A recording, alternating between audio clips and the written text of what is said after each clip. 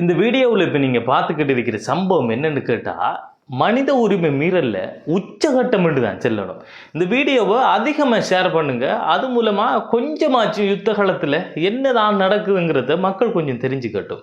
இது தெற்கு லெபனானில் நடந்த சம்பவம். அங்கே என்ன நடக்குதுன்னா, லெபனான் நாட்டில் இஸ்ரேல் நடத்துகின்ற தாக்குதல்களை பற்றி அந்த சேகரித்து கொண்டிருந்த, அதாவது செய்திகளை சேகரித்து கொண்டிருந்த ரஷ்யா டுடே ஊடகத்தினுடைய செய்தியாளர் ஒருவருக்கு மிச்ச பக்கத்தில் ஒரு குண்டு ஒன்று வெடிக்குது. அங்கே அவர் லைவாக ரிப்போர்ட் செஞ்சுக்கிட்டு இருக்கிற நேரத்தில் தான் சில மீட்டர் தூரத்தில் ஒரு ஏவுகணை விழுந்து வெடிக்குது.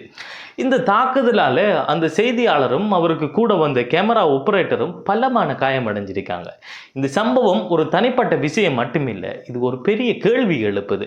போர் நிலைகளில் செய்தியாளர்கள் பாதுகாப்பாக இருக்க வேண்டியது ஒரு அடிப்படை உரிமை. ஆனால் கடந்த சில மாதங்களாகவே பல ஊடகவியலாளர்கள் இஸ்ரேலினுடைய அந்த தாக்குதலால் உயிரிழந்திருக்கிறார்கள் என்ற பல குற்றச்சாட்டுகள் தொடர்ந்து மெழுந்து கொண்டே வருது.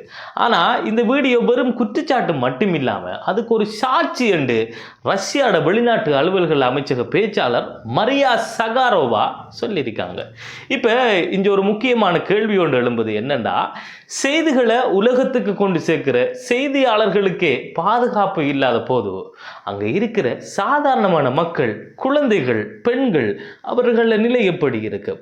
அவங்க எவ்வளவு அச்சத்தில் வாழ்ந்து கொண்டிருப்பார்கள்? ஒவ்வொரு நாளும் உயிர் பிழைக்கிறதுக்காக போராட வேண்டிய ஒரு சூழ்நிலை தான் அங்கே மிச்சம் இருக்கும் என்று நினைக்க. இது ஒரு நாட்டின் பிரச்சனை மட்டும் இல்லை, இது ஒரு மனிதாபிமான பிரச்சனை. இந்த மாதிரியான சம்பவங்கள் எப்போதும் நிறுத்தப்பட வேண்டியது. முக்கியமான விடயம் என்னென்னா, பாதுகாப்பு எல்லோருக்கும் கிடைக்க வேண்டும். அது செய்தியாளர்களாக இருந்தாலும் சரி, சாதாரண மக்கள்களாக இருந்தாலும் சரி.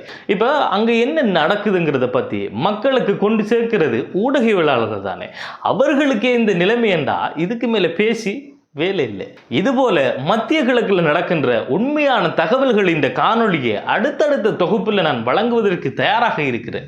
என்கிட்ட நிறையவே எப்படியான தொகுப்புகள் இருக்கு. அது எல்லாத்தையுமே தெரிஞ்சுக்கணுமெண்டா இந்த ஹசன் கேலரி என்கின்ற யூடியூப் தளத்தை சப்ஸ்கிரைப் பண்ணுவதன் மூலமாக உடனுக்குடன் அதனை தெரிந்து கொள்ள முடியும் என்பதை கூறிக்கொண்டு, மேலும் இது போன்ற சுவாரஸ்யமான தகவல்களோடு உங்களை வந்து சந்திக்கும் வரை இந்த காணொலியிலிருந்து, அதாவது இந்த சோகமான காணொலியிலிருந்து விடைபெறுவது அப்துல் லத்தீப் ஹசன் நிஸ்வி.